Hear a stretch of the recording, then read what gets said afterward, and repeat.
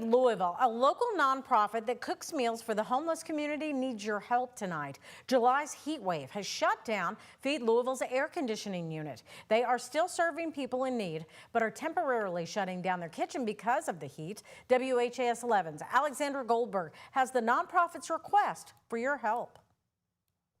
Ultimately, people have got to eat. Local nonprofit Feed Louisville is asking for your help. This team of restaurant chefs is continuing to serve the unhoused, but the kitchen is way too hot to cook in. The other day, the highest I saw it get was 94 or 95, and you could just tell in everybody's face and their soul they were zapped. The kitchen's HVAC unit broke down in the summer heat.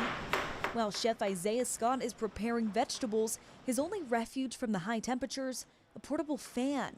So the nonprofit made the decision to close kitchen operations for the foreseeable future. We are normally the ones who are responding to weather events and working extra hard during that snowstorm or the aftermath of a tornado. So for us to have to stop operations because of our own response to weather is a very unusual thing for us. Founder Rana Kamar is asking local restaurants to help out. We sent out a list of needs, and already just today we've had restaurants like Ramsey's Cafe, Farm to Fork Catering, Mish Mish, Full Stop.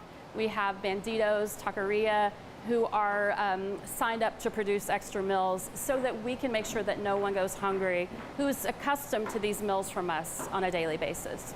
Kamar is also asking the public to donate, so Feed Louisville can keep cranking out over 700 meals a day to families who are food insecure. It just further validates for me what I know to be true, that this community, this hospitality community, will respond when there is a need. Toasty weather is no match for this nonprofit.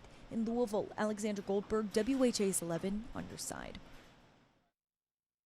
And the team will work in the Copper and King's kitchen tomorrow to make those hot meals. If you'd like to donate, you can go to feedlouisville.org.